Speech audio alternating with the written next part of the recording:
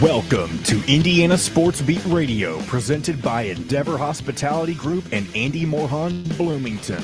Looks over the middle, second guesses, fires, throws. Does he make the catch in the end zone? Yes! Touchdown! Oladipo to win it. Another one! He got it! Another one!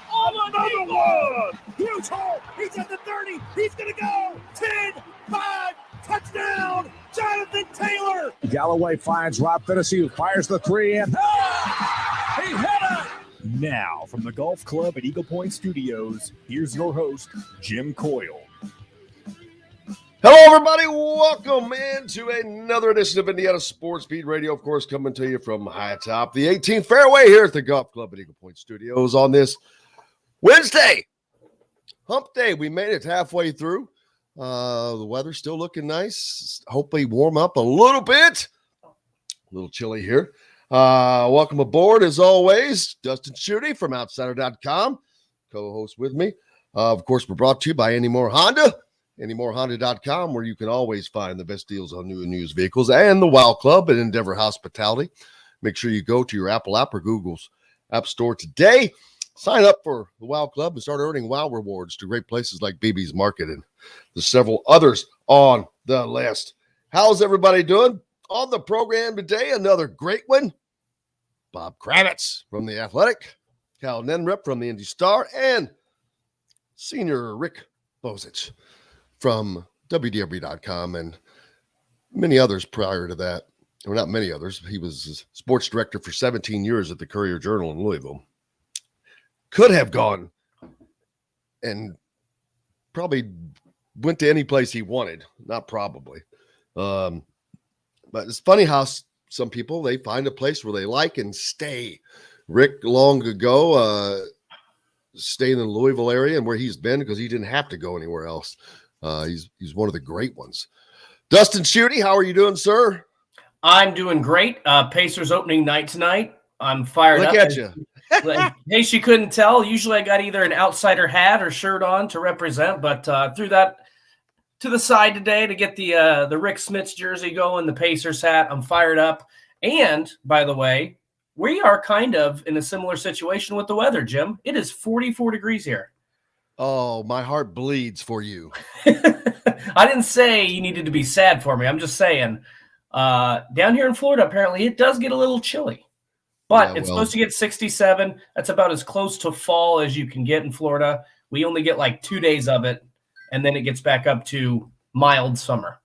So I'm going to enjoy it. Well, here in Indiana, it is Indiana. I'm sporting a Chase Briscoe hat today, hoping to bring him a little luck this weekend as he has entered they're in the round of 8 now, right? Yep. So, yeah, wishing him some luck. He's going to need to win, I think, because he's been standing there at the bottom, but he made it through. So, but first year in, how about that? I mean, not only make it to the playoffs, but now to make it to the, I guess, I don't know. They don't call it the Elite 8. You know what? You know what's crazy is we've talked about the young guns quarterbacks in the NFL. There's a lot of good young NASCAR drivers right now, and they're dominating. NASCAR is full of there was a youth movement there as well. Yep. Oh yeah, we'll talk about the Schwarber bomb last night.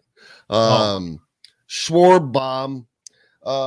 Yeah, it's an unbelievable youth movement. I just talked about Chase Briscoe. It's his first year, but he's an elder statesman to a couple of these guys that are under him. Yeah. Ross Chastain. Ross Chastain is another young name. Doing extraordinarily well. It's kind of crazy because you think back 10 years ago, man, oh man, it was a different type. It was a heavier superstar laden lineup. Yeah. I think names like Jeff Gordon and Dale Jr. and all those guys still racing that are just not racing anymore.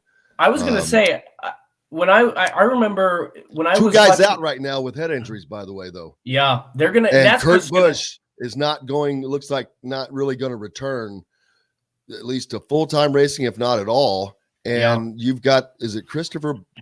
I can't remember. There's a driver Chris Bell playoff. It is Bell, a playoff driver that sat out with a head injury with concussion-like symptoms. You've never seen that before in NASCAR. So it shows how it's changed. But it's also because I think they're so protected now. That's almost the last thing that they can't completely protect is those head injuries, and because they're bodily, they're pretty protected. I'm not a doctor, so I don't know, but talk about elder statesman. Kevin Harvick has been harping on this for maybe a full year, that the next gen car basically sucks, and they need to do some serious. They need to do some recalibration to it, and they need to have some fixes. And look, I think it's helped the sport because you had how many? I don't even know what the win total is up to. It was at 16 different winners. I'm sure. Oh, it's above that. I think it's at 20. Is it at 20? I think so. So it's somewhere in that neighborhood. So it's definitely helped level the playing field, made racing more exciting. But at what cost? I mean, there was a time when Kevin Harvick's car, was it Bristol? I can't remember what race it was, but his car just basically caught up in flames. So you can't have that sort of stuff. I don't know if the head injuries are part of the issues with the next gen car, but there's been a lot of problems in that area. So that's something NASCAR is going to have to fix. They're going to have to address it here in the off season. I don't know what the solution is, but it's going to be very interesting because they have not handled this stuff well this year. Rufo reminded me that this is Chase's second year in Cup, his sophomore season. So I did forget about that. But yeah, still, he seems like a veteran already. A lot of these guys. Yeah, it's crazy. But lots more coming up, too. I look forward to talking to Robert Kravitz. He's always just a ball to see what Mr. Bob's been up to. And we'll hear, I'm sure, how great his golf game has been here of late as he's been shooting in the 80s. I will say this. I had the round of my life going the other day. And here at Eagle Point, through 7 holes, I was 27. It was mind-boggling, mainly because I parred the first hole here, which is I've never done that. But boy, after 7, the 8th hole, the 8th fairway here is it slants. If you can just imagine looking all the way out straight ahead, but it slants from left down to the right. And then right in the middle, there's kind of like a vacuum that really sucks it in. So you've got to stay real high up on the left side. And it's like concrete right now on top of that. I didn't get close. The right is nothing but a road and houses. I hit a provisional, and if it hadn't been for a guy walking his dog, I would not even have found that. But that was the start of the downfall. That was a big fat 6 on that hole, and then number 9's a par 5, which bogeyed that one too. So finished with a fat 12 after starting out what I thought was going to be the round of my life. But hey, I'm just saying I'm not complaining about anything below 40. I know for you, yes, I know, because I would probably be a little bit frustrated if I shot a pair of 6s to close out that round, but anything under 40, I'm taking it. And I might retire from golf. That doesn't happen very often. That's why, and that's another reason why I only played 9. I'm like, that's it. I'm pulling a Costanza. I'm out. I have a friend who he does radio in Ohio, and this was probably a year or so ago. He shot a 36 or 37 on the front side, and then like a 51 on the back. It's just so that's why it gives credence to when you play well on the front 9, sometimes you're just better off to walk away. Baseball, baby. Last night, of course, yesterday, the Yankees defeated Cleveland, and they will move on to the ALDS or ALCS, I guess, right? Yep. Is this the DS or the CS? CS. Championship. Okay. Yep. Which, man, if that if they had lost, I think the networks would have just had an absolute heart attack. Probably. They still have the Yankees. Well, you know what? You've still got San Diego, the possibility, and I think that they are definitely pulling for San Diego now. Because, why? Well, you don't want Philadelphia and New York. Then the entire rest of the country won't give a crap. I don't think a lot of the country cares about San Diego. You know what? Honest. I'll tell you why. It's the team that's playing New York. It's a team that can beat the Yankees. It's a team that can they beat the Dodgers and the Yankees to win the World Series? There's your storyline right there. That's true. I mean, that they were. This ain't my first rodeo, man. Come on. I just think for whatever reason, I feel like baseball is more of a. How do I want to say this? If you're a big baseball fan, you're going to watch no matter who's in it.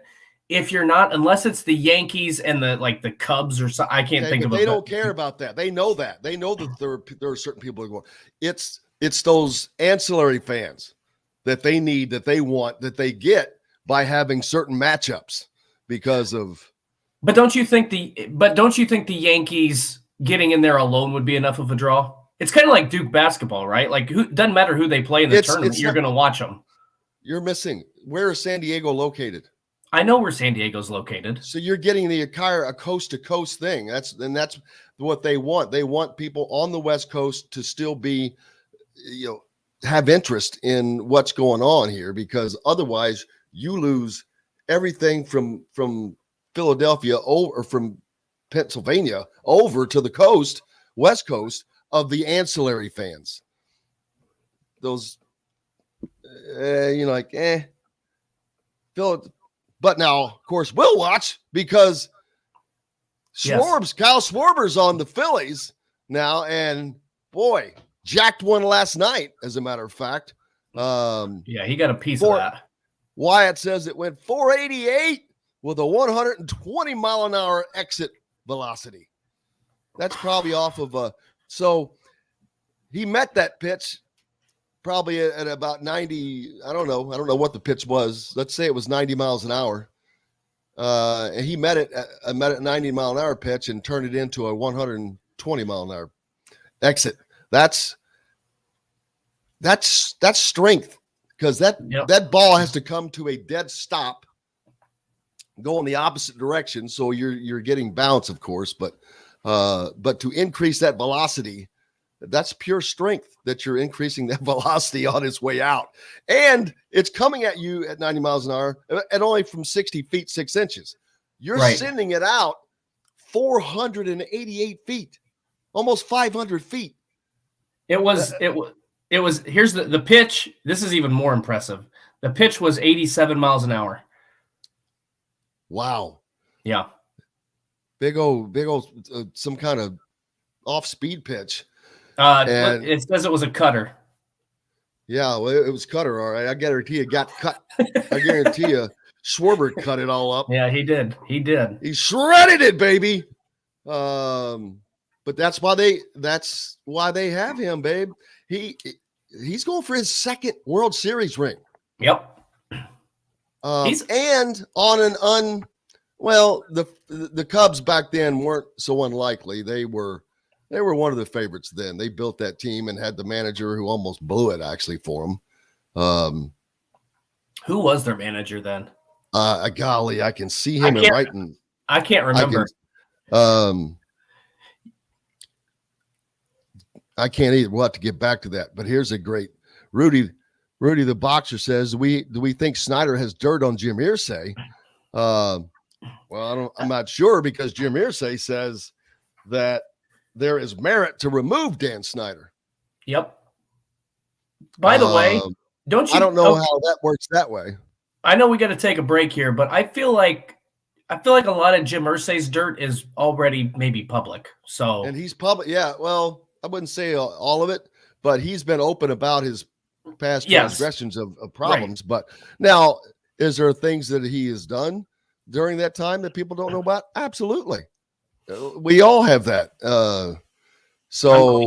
But I don't have the answer to that, Rudy, but I don't think it matters. Joe, there you go. He almost blew that series. I swear. Didn't they had Alderose Chapman too, right? Pitching for them. Yes, they did And because of the he there was brings that was him- the He controversy. brought him in like the 7th inning. I'm like, what are you doing? I remember thinking, what are you doing? And they almost lost that game. We got to take a break, but everybody hitting us up on the Andy Moore Honda hotline already. We appreciate you guys. Let's see. Dave G says good morning to all of us here at ISB Nation. Michael, the music man. Wyatt, of course. Larry. He's in South Georgia where it's 38 degrees. Davey, he's down in Jacksonville. Man, every time I see that, all I can think about is Whataburger from going to the Gator Bowl down there. 5 lefts, Rudy the Boxer, like I said. Adam Pena, he says, doesn't matter. The Stros are going to win it. We'll talk more about that. Jennifer is anxious to hear what Bob has to say about Irsay's comments, exactly what we'll talk about with him. Adam says Houston no-hit the Yankees earlier this season. Let's see. John's going to be shocked if New York wins. Verlander 3 times. He doesn't see it. Tim mentioning the Indiana women's basketball team are one of 4 schools, both in the top 15 preseason basketball poll. Yep, we'll talk about that. And let's see. Tanis, Steve, Wyatt. Man, he got everybody up here already. Philip, filling us in for Joe Madden answer. That was good. And everybody jumping in. We appreciate you guys. Madden or Maddox? It was Matt. Joe Joe Madden. Madden. Yes. Yeah, it was Joe Madden. So we've got more to come here on Indiana Sports Beat Radio, brought to you by our good friends from BB's Market, located on the South College in Bloomington. But you can also go to visitbbsmarket.com, where they have the absolute best meats, and I'm telling you, from experience. Their pre-marinated chickens are just nuts. They've got several different kinds. I've had them all, but it's crazy. Pete on with us as well. Hey, we got more coming up right after this. We'll be right back to the Golf Club at Eagle Point Studios for more Indiana Sports Beat Radio with Jim Coyle, presented by Endeavor Hospitality Group and Andy Moore Honda of Bloomington. Whether you're visiting, look at him, ready. All right, boys.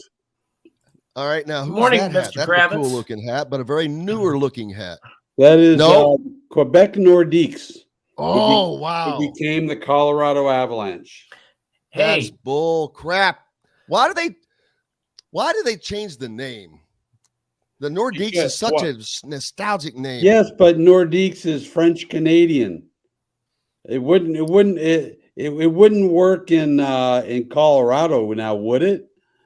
I mean, think about this. How about I don't know, man. They speak a how lot of about the old languages New in Colorado Orleans now. Jazz? The old New Orleans Jazz moved Now, to see, moved to that's the Utah. one. yep. That's the one. That's the dumbest name of all time that they Or did how about not. the Lakers? The Los Angeles Lakers coming from Minnesota, the land of 10,000 lakes. Yeah, It makes no sense. I agree with you. You know, I agree. my brother and I have discovered that there are some great minor league hockey names, much like baseball, especially down here in the South. There's the Orlando Solar Bears, Polar bears, yeah. the Florida Everblades. I love that one. Right? Oh, And wow. then the Savannah. That's really cool. I can't remember. There's another one. I can't remember what city, but they're the Swamp Rabbits. Love that. Yeah, that's And in then- Georgia. I think that's Savannah or something. Savannah is the Ghost Pirates. Ghost Pirates. Love I think that's a that. good one. Louisville used to have the River Frogs. That's a good one. They used to have the River Bats. That's true. Yep. All now right. it's the Bats. R.I.P. to the Macon Whoopee. Obviously the best. Oh, And No, they they'll had never be better than making whoopee. That was baseball, right?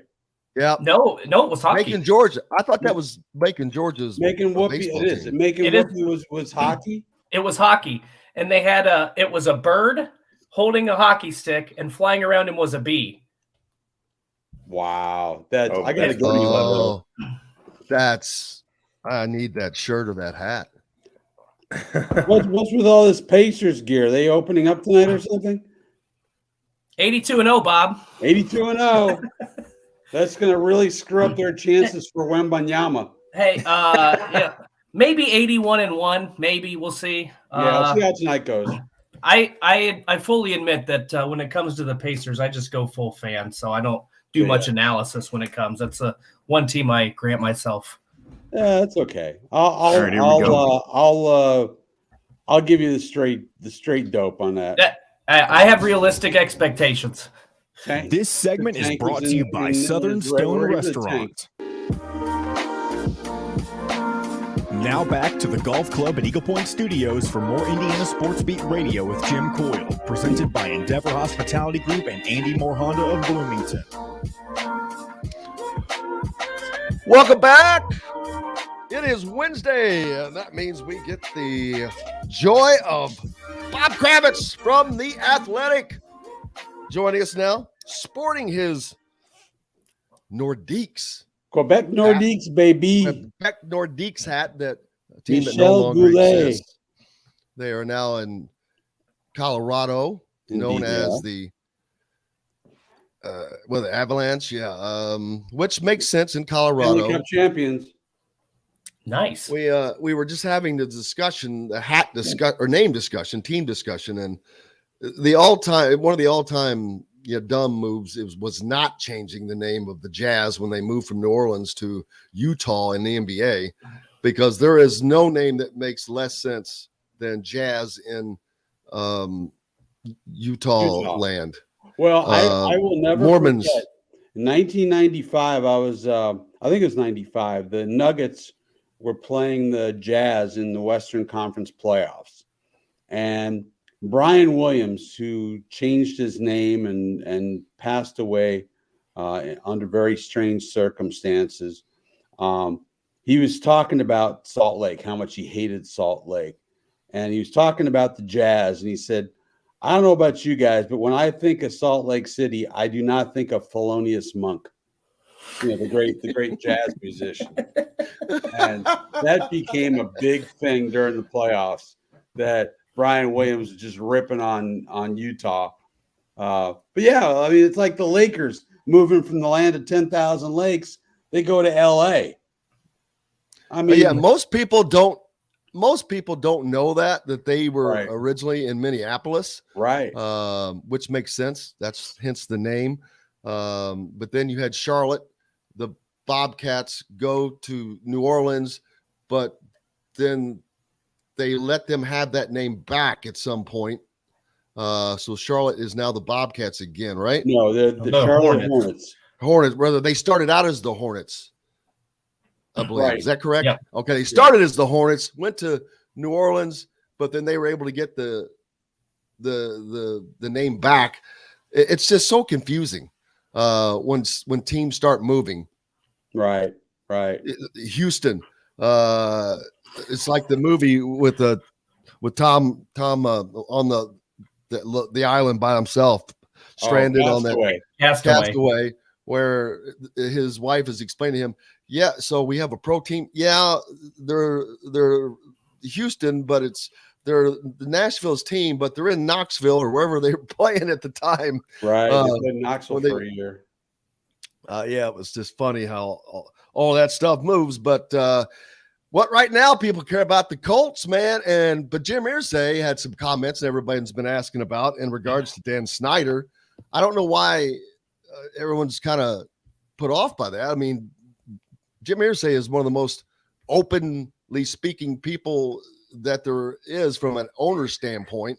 Been open about his own past issues, and someone asked, does Snyder have dirt on him? I'm like, why would he have said that if he had dirt on him? So, well, no, I mean, all of Irsay's dirt is out there. I mean, my God, what else can he be hiding? And who cares? I mean, I thought what Jim Irsay did yesterday was fantastic. He said what everybody was thinking. And, I kind of knew that something was up when I was watching the football game the other night. And Al Michaels, who is, a league guy, basically said Dan Snyder's got to be removed from his ownership position. I thought, oh, okay, everybody's on board now. because when you lose Al Michaels, you've lost everybody.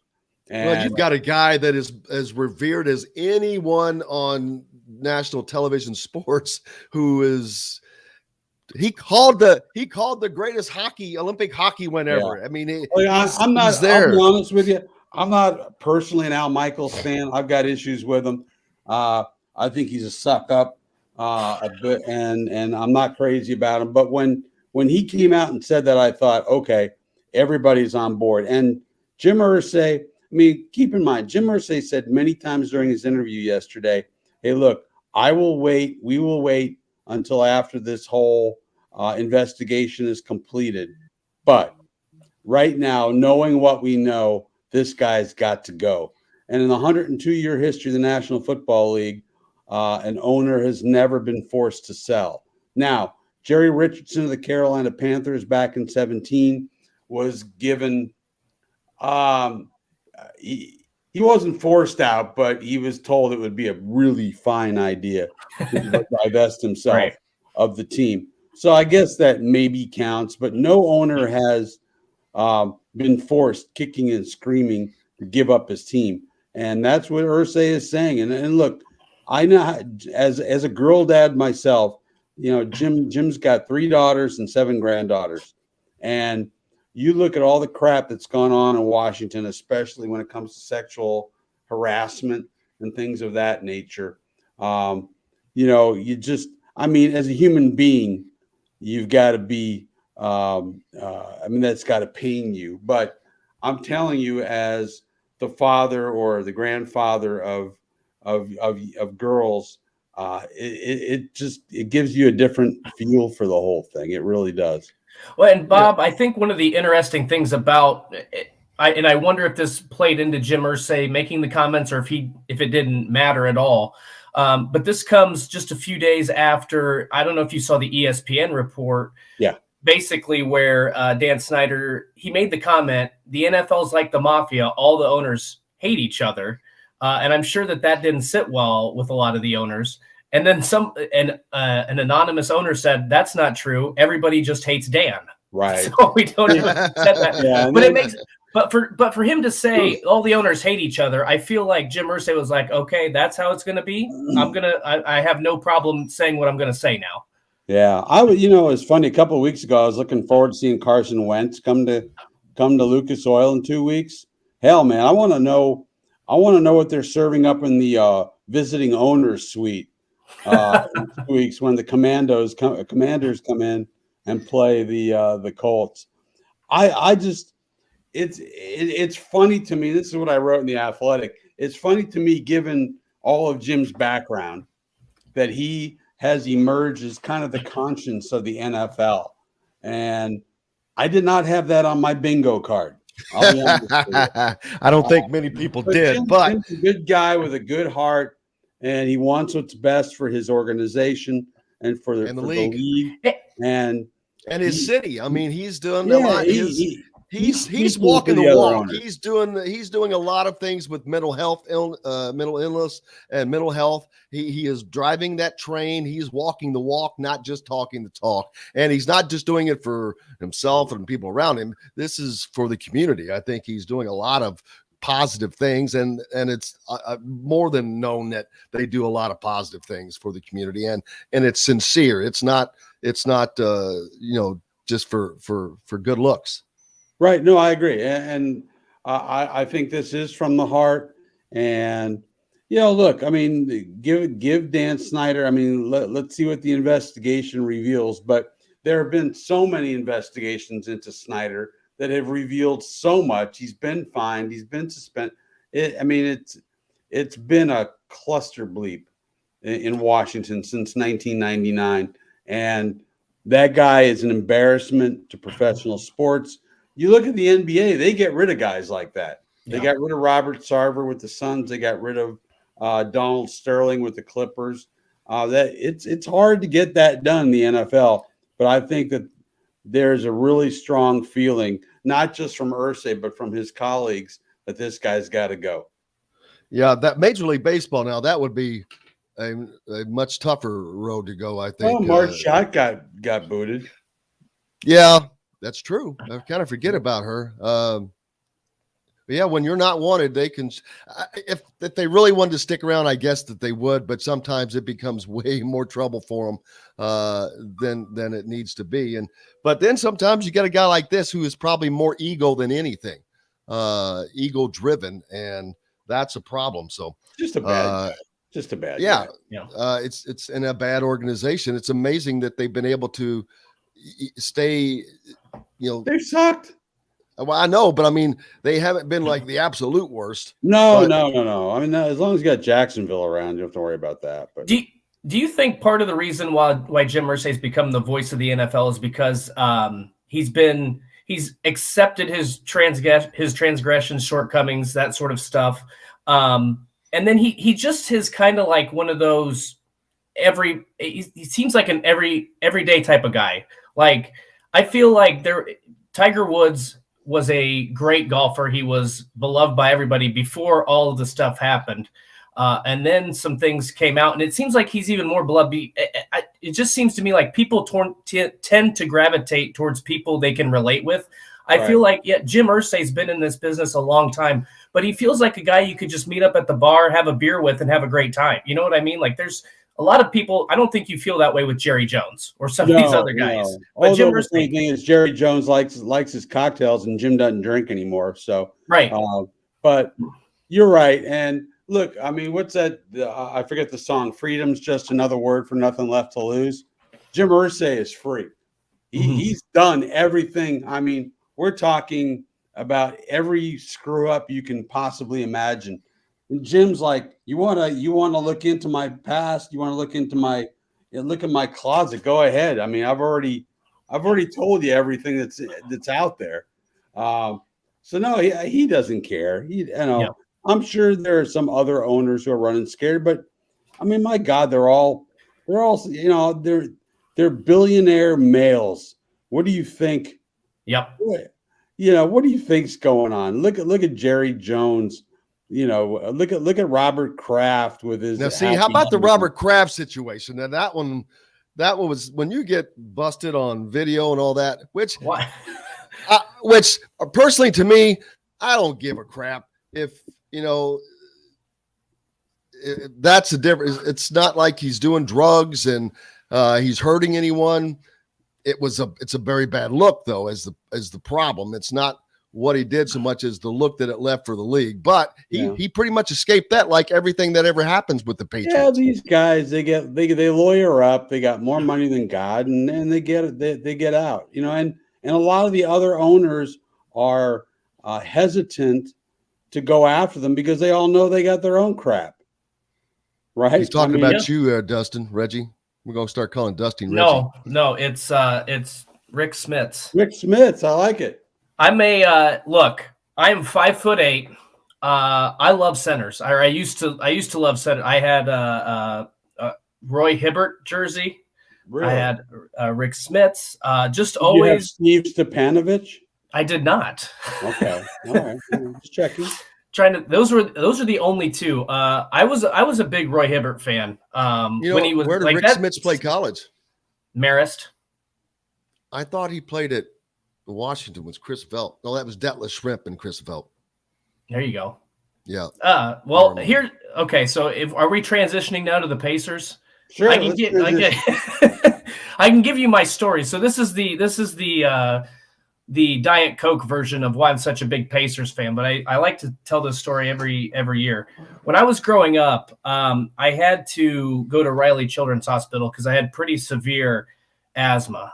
So I used to go like every 4 to 6 weeks. I would go to Riley Children's Hospital, and my dad would buy like the season ticket package of 8 to 10 games, something along those lines. And we always lined up my appointments with Pacers home games. Mm-hmm. And so that was always a great thrill to me. Like I got to the point where I looked forward to my Riley Children's Hospital visits because that meant we were going to Steak and Shake to have lunch or dinner, and then we were going to Pacers games.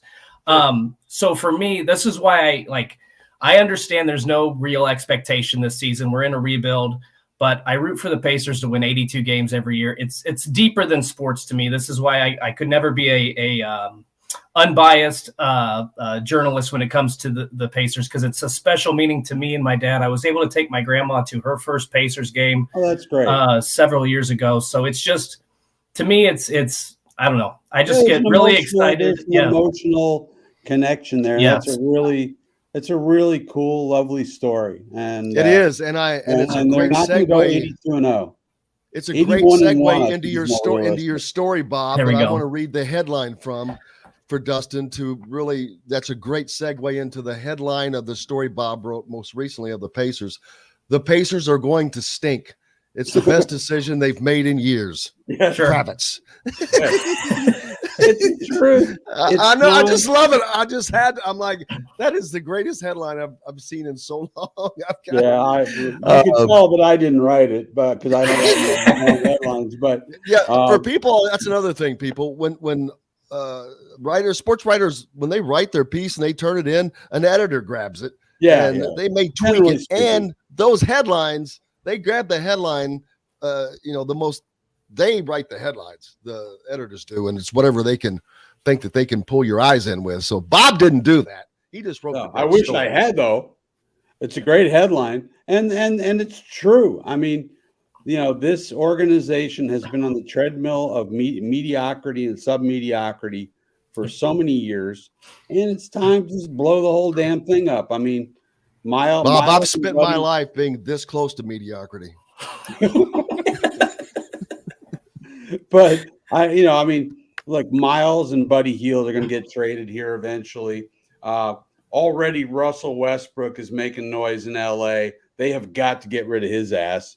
And they got to get rid of him as soon as possible. He blamed his hamstring injury on the fact that he's coming off the bench.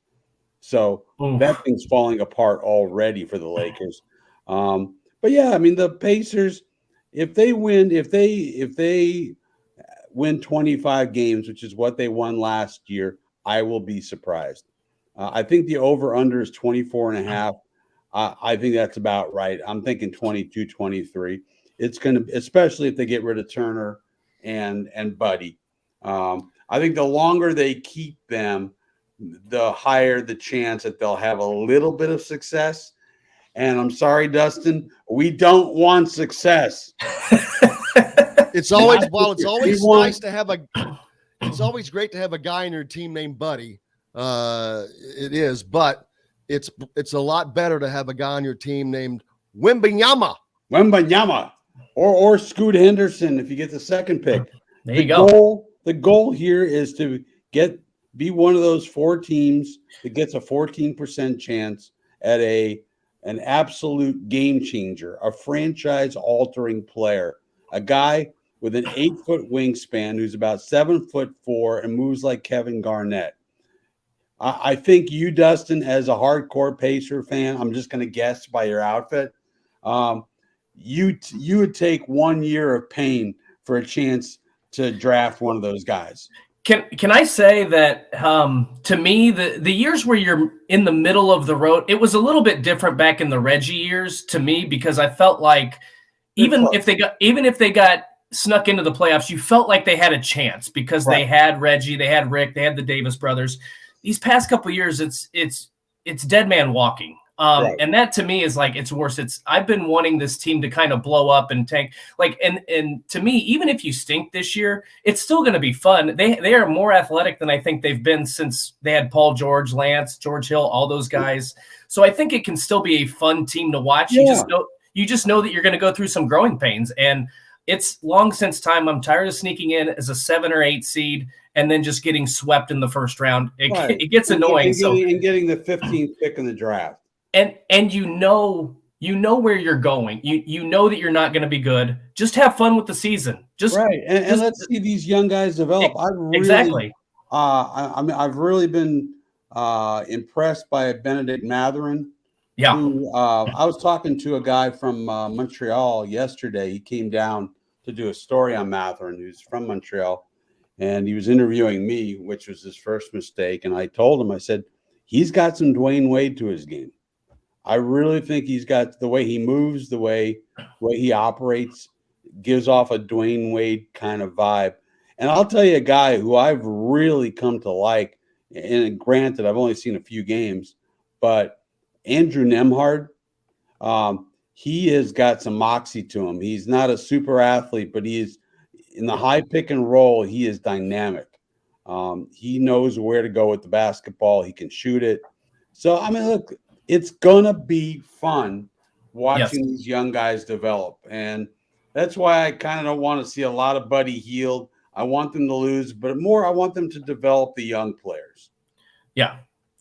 To me, this just it screams the. I'm gonna get my seasons mixed up, but that year, on a more severe level, that the year before the Pacers got in, the year they got into as an 8 seed into the playoffs and got beat 4-1 by the Bulls, maybe 2000, it was either 10-11 or 11-12. You feel like this is a year for development to get back on the right track. And then in the next 3 to 5 years, you feel like maybe this team, if they develop the right talent, they get the right pieces through the draft, maybe get a free agent here or there, they can be back to the Eastern Conference Finals. Well, look, it takes one player. I mean, yeah. You know, where would the Bucks be without Giannis? Yeah, great point. Yeah. And I think that if they can get that game changer, I think that Herb Simon, who is not a young man anymore, right, will, I think, open up the purse strings a little bit. I give Herb, I've given Herb a hard time because of his philosophy about, putting the best team possible out there and thinking in terms of 1 year increments instead of 3 or 4. But I give Herb a lot of credit for coming around to a philosophy that I think is best for this franchise. Yeah. And that's hard for him. He's the longest tenured owner in the NBA, and he doesn't want to be embarrassed. He wants butts in the seats. Yeah. He wants to win, but you know what? Sometimes you just got to take a step back. Bob, there's one more thing oh yeah. What are your thoughts quickly on the Indianapolis Indians being told by the Native American Association to keep the name Indians? I was a little surprised by that, but I also found out that this group has fought for others to keep certain names as well. I don't get that. I've said this since the 1980s, guys, which tells you how old I am. I don't think people in general, a race of people, should be used as a mascot. And as simple as that. I have a real issue, especially a group of people who've been part of a genocide, who have it rough in this country. I think it's distasteful. I think we can do better. Just because one Native American group is like, hey, we're okay with this. I mean, well, like you have the Florida State Seminoles. They have a great relationship with the Seminole tribe, where they treat it differently as warriors. I have no problem with. What I had a problem with was, and I wrote this in Cleveland and got a lot of crap. I did not, the Indians. Okay, I didn't like that. But they had Chief Wahoo. Chief Wahoo, yeah, that was a characterization. It's like the Redskins. I mean, it's just racist as hell, and it's wrong. And if that makes me woke, then I'm sorry. But to me, woke means sensitive. To me, woke means good things, not bad things. The name Indians is also, it's kind of funny because it's just like someone calling buffalo when there actually is no such thing as the buffalo. It's a bison. That's why North Dakota State are the bison, not the buffalo. And they're not Indians. They're not from India. Just because Christopher Columbus thought that they were, they're not Indians. So I have no idea where this is going. Help me, Dustin. There's no Dustin. such thing as an Indian. There's just no such thing. I got to do this every day, Bob. I got to try to steer us back on the tracks, right? Oh, man. Hey, Bob's got a ton of great pieces. I got a lot of stuff out. Lots. The Pacers, there's stuff on Matt Ryan, who finally gives the performance. We didn't get to talk about that. Yeah. I got 2 pieces tomorrow, guys. I got one that I believe is running. When you getting paid by the word all of a sudden? No, all of a sudden, apparently so. I got one on looking back at the Tyler Trent game from 4 years ago. Oh, yes. Purdue. Awesome. Talked with Tom Rinaldi from ESPN, who did that great piece. I talked to his parents, Tyler's parents, and I talked with David Blau, who's now up in Minnesota. So I'm writing about that, and then I'll write about the opener tonight. Looking forward to it. Make sure you give him a follow if you're not already. Bob Kravitz with The Athletic. Buddy, cannot wait. I'll see you at some point soon. How's the golf game? I'm sure still hitting it in the 80s. I've actually been in the mid 80s for the last month. He's a killer. And now it's 20 degrees out and I can't play anymore. I'm coming up for lessons, Bob. Okay. Yeah. Drink beer and bring cigars. I got them all in my little liquor cabinet over here, so I got the goods. We're ready to roll. The great Bob Kravitz from The Athletic. Make sure you give him a follow. Thank you, sir. Appreciate you. We're back with more Indiana Sports Beat Radio, brought to you by GoTeam. Make sure you can stop by any place like BB's or GoTeam.com and get your fill. Keep you going through the day. All a part of the WOW Club. We're back with more Indiana Sports Beat Radio right after this. We'll be right back to the Golf Club at Eagle Point Studios for more Indiana Sports Beat Radio with Jim Coyle, presented by Endeavor Hospitality Group and Andy Moore Honda of Bloomington. Golfers, here's the deal. So, did we blow through a halfway, kind of past a break halfway, didn't we? We'll break again in 10 minutes, yeah. Yeah. That was my fault. No, it's not. No, it wasn't. You all were fine. But you know what? But I don't care. It's a great, unless we get to where we're on more stations and we have to take, it might get to the point where we have to stay on course. Yeah. Which I hate, because I hate if a guest can't stay through, especially when something's going. I hate cutting off a conversation that is rolling. Yep. And Bob always rolls. Indiana Sports Beat Unplugged. Well, we used to do that until John ran out of time. But I remember the extra segment, like the extra half hour we used to do. Oh, it was great. I loved it. We'd go unplugged. Well, we may be able to get back to doing that one day. I'll have to learn how to. I don't know if it's possible, though, is it, John? Because it has to be stopped so you can start doing everything. It's not possible with the schedule I have right now. No. I'm just saying it's not possible to do that without start and stop. You've got to stop the broadcast, and people would have to rejoin. Yeah. I would just say, hey, if you want to join us for an overtime period, go to YouTube right now, and we'll be there. Or I could always have you set up 2 links, and the second one would be the overtime link, and I could get that and start it myself. Thoughts on future. Oh, wait.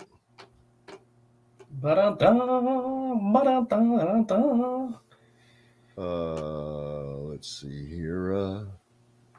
Where am I going? It is freaking cold in here. Oh, shush. You're in Florida. It's freaking cold in here. I have to put my slippers on. Wow, that's a nice picture they used there. All right, here we go. Deals. Andy Moore Honda, Bloomington's #1 Honda dealer. Get more to your door with AndyMooreHonda.com. Come see us at the all-new Andy Moore Honda, now in Bloomington. This segment is brought to you by Remax Advanced Realty, Indy Home Pros team by Cheryl Sizemore. Now back to the Golf Club at Eagle Point Studios for more Indiana Sports Beat Radio with Jim Coyle, presented by Endeavor Hospitality Group and Andy Moore Honda of Bloomington. Welcome back on this Wednesday to the Golf Club at Eagle Point Studios, high atop the 18th fairway, looking out on that chilly day here in central Indiana, at least, and it's going to pretty much stay that way for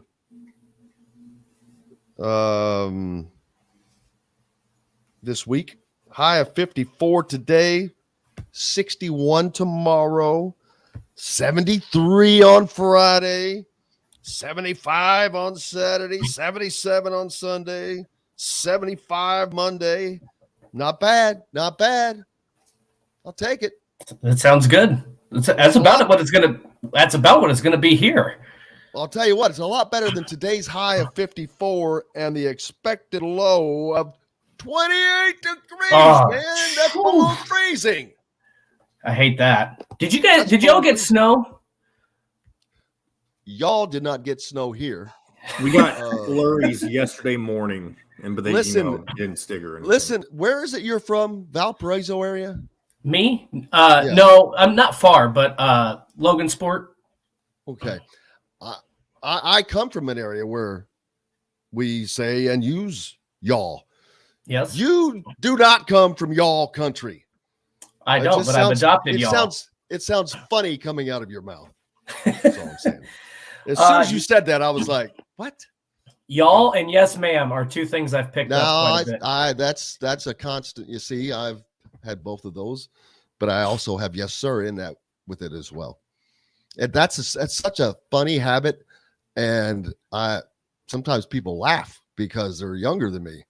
And it's just habit. I don't see them as being younger. And but yeah. Kyle Neddenriep from the Indy Star will be joining us today as well. High school football has reached the end of the regular season, at least in the state of Indiana. The big boys, 6A Hamilton Southeastern, 9-0.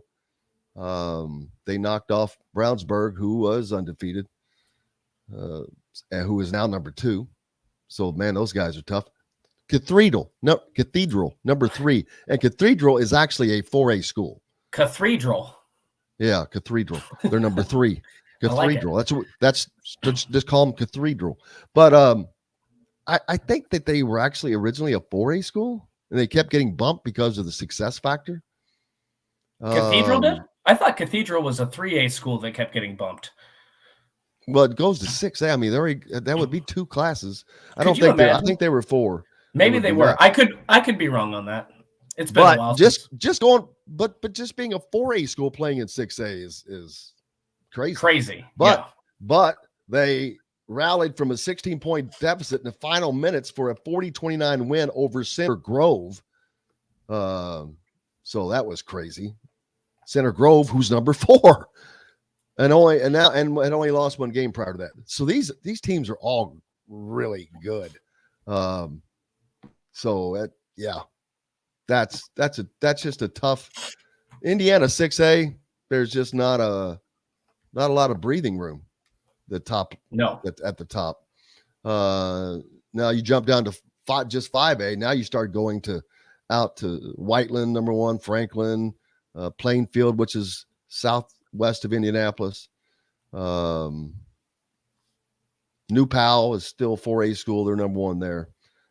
Roncalli, number 2 at 8-1.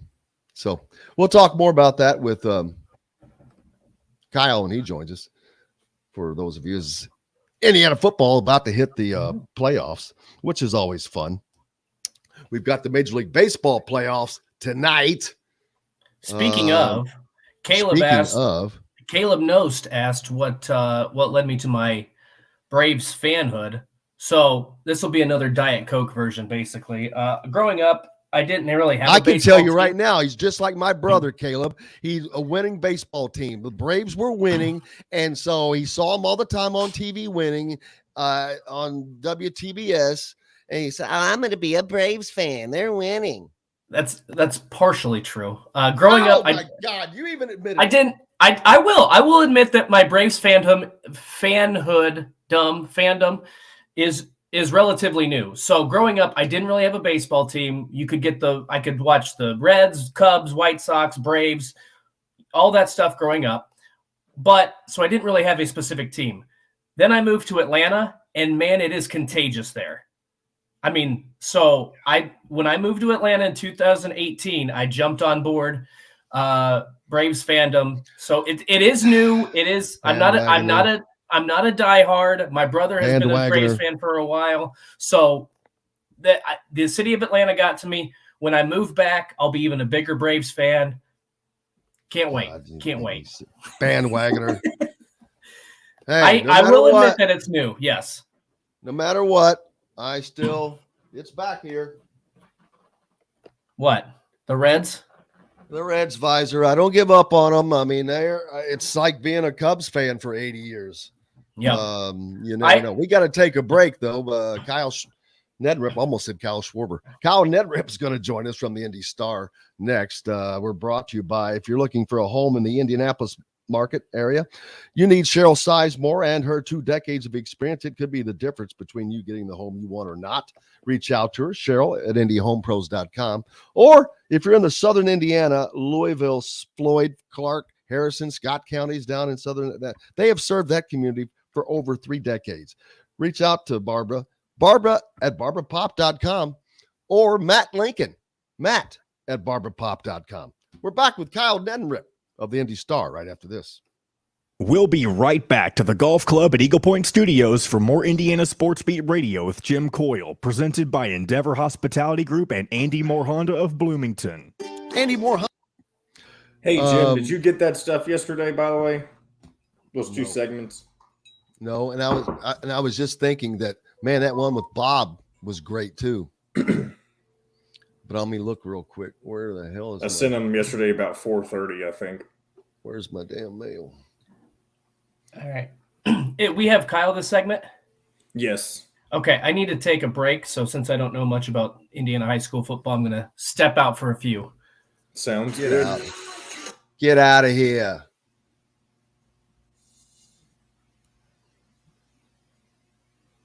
I'll remove them too.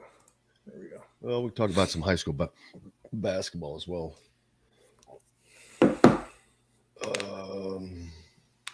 Come on, man.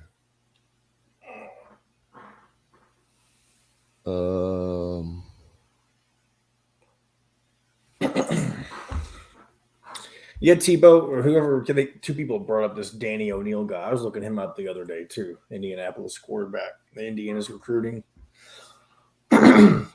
Yeah, so he's between Indiana, Kentucky, and Louisville, I believe, right now, or it might be Purdue or Louisville. Hey, let me, John, let me forward this to you real quick. Sure. This is a one-on-one that we posted on the site yesterday with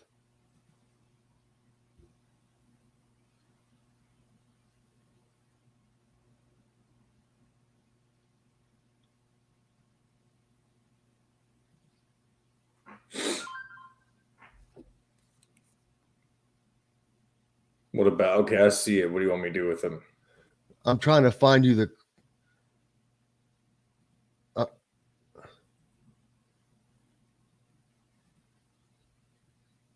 I'm trying to find a spot.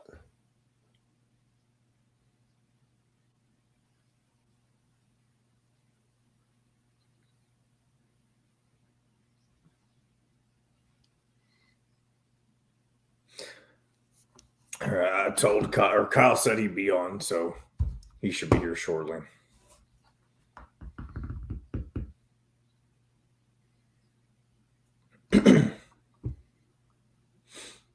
All right, here we go.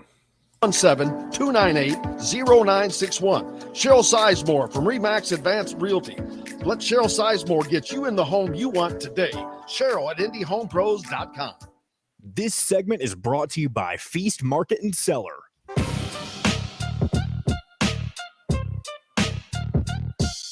Now back to the Golf Club at Eagle Point Studios for more Indiana Sports Beat Radio with Jim Coyle, presented by Endeavor Hospitality Group and Andy Moore Honda of Bloomington. Welcome back, Indiana Sports Beat Radio. On this Wednesday, it's Hump Day.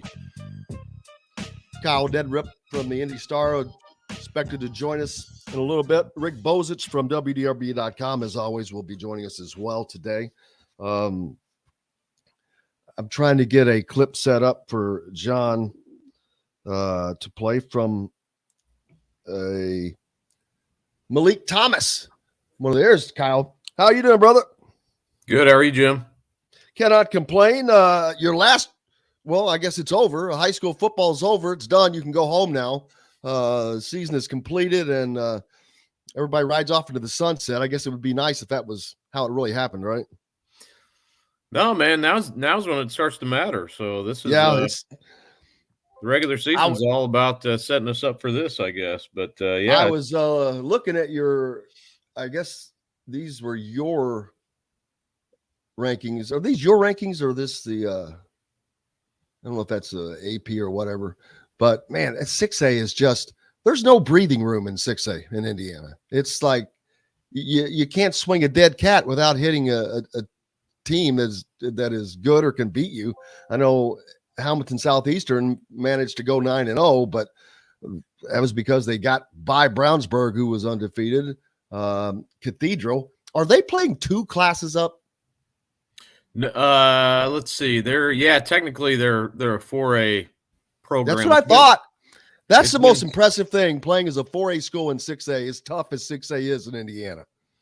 Yeah, I mean, Cathedral's kind of a different animal, I'd say. I mean, this is probably more the level they should be at, in my opinion. Are they getting to be more like a Trinity in Louisville? Yeah, I mean, probably going back, since they did go up to 6A. I think it was 2014, 15, right around that area. They won 2 sectionals and then lost both year in the regional. But these are more competitive games. If they were playing 4A, it's just not. Now this year it could be interesting because New Pal and Ron Collier are both really good. But really, I mean, Cathedral at least should be playing 5A and probably 6A, just based on their personnel. I mean, shoot, they won the state basketball last year, for the first time in 4A, and we all know, Cathedral, what they're all about, how good they are, and really in almost all sports. So, this is more competitive. It's more fun, in my opinion, to see them play 6A. And they've always said, and I remember Rick Strife saying, when he was coaching football there, that we'll play wherever they put us, and they obviously have a good chance this year of going pretty far in the tournament. But yeah, it's a year. I had somebody tweet at me yesterday, that it's one of those years, probably the first year we've seen in 6A in it's been a decade now of having a 6A, a 6 class, and having a 6A. It's probably the first year you could say there's probably 7-8 teams that could really win the whole thing. And that may be stretching it slightly, but there's probably 6-7 teams that have a legitimate chance to win the state championship this year. And I don't know who the real favorite is. I mean, Hamilton Southeastern's 9-0. They also benefited from Brownsburg's quarterback going down in that game, and Brownsburg was leading. So that's sort of another storyline. Brownsburg's got a quarterback who's at least going to be probably compromised against Ben Davis if he does play in 2 weeks or a week and a half or whatever it is now. But and HSC they go to the north side of the bracket, which is slightly easier, but you still have Carmel and Westfield and teams like that up there. So, it's just, we've kind of been saying it all year, but 6A is definitely more wide open than it's been that I can remember since we started having it. I think it was 2013, the first year. It's more wide open than ever. Which, and normally you can, I don't want to say you could predict things because it was predictive, even though it was still good. Yeah, the predictability of this is out the window. Hamilton Southeastern. Is there anyone that you think can beat them? First of all, yeah, they're not hands. They're not. They're a good, very good team. Michael Kelly's done a great job building that program over the last. He's only been there 3 years, but they haven't won anything really in the tournament in a long time, and so that'll be. And they play a Fishers team. I covered the game. They played their rival Fishers. Probably was at week 5, I think, or 4, and that game went to overtime. And Fishers had missed an extra point after their first touchdown in overtime. They didn't even get the kick off. It was sort of a bad snap, or the whole got away from the holder, and they didn't get the kickoff. HSC then scored, made the extra point, and beat them. But Fishers was the better team in a lot of good part of that game, you could argue. So I think Fishers, they would meet in the sectional championship. And then most likely if HSC wins that, they would probably play Carmel or Westfield, which, again, those would be tough games too. Carmel, I think, has got a a team that could make it. Westfield's not quite as talented as the last 2 years when they've made the state championship game against Center Grove, but they have that pedigree. There's something sort of baked into your system, once you make a couple deep tournament runs that I think is sustainable to this year. So, yeah, but HSC's got they got a receiver named Donovan Hamilton, who Tom Allen was at the game against Fishers that I was at. And, they have a big offensive tackle, Styles Penskod, who's also got, Louisville, Indiana, lots of offers. So they've got a couple of juniors who are really good players, big time prospects. I would say Hamilton doesn't have any offers yet, but it's because he plays basketball, AAU ball. So he didn't make camps and stuff like that last summer, but he kind of reminds me of Gary Harris. He's 6'4", also plays basketball. Obviously went to the same school as Harris did a decade ago. So he's got that sort of athleticism to him. So, they've got a good team. They're not definitely not unbeatable, but they do have the benefit. The North is not quite as strong as the South when you split up 6A. So a lot of the power goes on that side of the bracket, but yeah, they're really good. I mean, they're number one, I think, and rightly so, because they're 9-0. They beat everybody in their path. Caleb Nose says that probably 75% of the Big Ten will be involved in some capacity with O'Neill before it's all said and done. At 6 foot, do you think that's going to be the case? I don't know. That's probably talking about Danny O'Neill, I'm assuming, from Cathedral. That's kind of the question. I've covered him a lot, and he just got offered by Cincinnati yesterday. He's got IU, Kentucky, Purdue. He made some trips down south this summer to like Alabama, Georgia. Didn't have offers at this point from schools like that, but he's on. He's on the radar. Quarterback's always, to me, I think I probably told you this before, but it's just a hard position to know, how they project. A lot of it's based on, fit system, how a kid, what the quarterback situation is coming in too. If you have a guy who's already in place, can you beat him out? Are you going to be content sitting? There's so many things. I think Danny's the kind of guy, he's super competitive. I mean, I think most, that's not that unusual, but there is something, he's smart. He knows how to move in the pocket. He's mobile. He's just got a lot of things that are sort of hard to explain, but you can see it when you see it. You know what it is when you see it, but he's got a great arm. I mean, for a guy who's 6 foot, he can, like he made a throw to Jerron Tibbs against Center Grove. I went back and watched it after the game. They had to have it too. It was one of the 4th down and 10. They're driving to try to go ahead, and they don't get it. The game's over. He throws a frozen rope before Tibbs even breaks over the middle, and it's 25 yards on a line. And that was really impressive throw. So he can make the throws, but yeah, I think the question, from the outside is he big enough?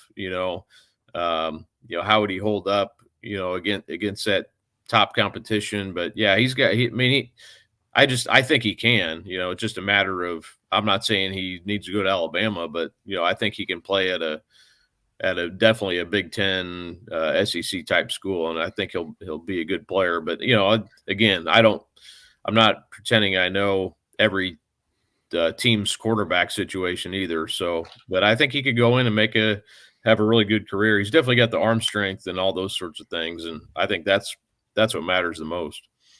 Last year, way down in Gibson Southern, which is way down in the southwest part of the state, on the border, I believe, Illinois border, you had Brady Allen, who was just probably the best quarterback in the state last year, I guess, maybe ended up at Purdue. They reload with Tanner Boyd, who seems like he's doing pretty damn well as also, which that's not what I'm going to ask about, but is O'Neill the best quarterback? Is he that guy this year for this season? Or are there more? Tanner Boyd, like I said, I have not followed him, what he's done down there, but I know there are others. Who is that top quarterback this year? Is it O'Neill?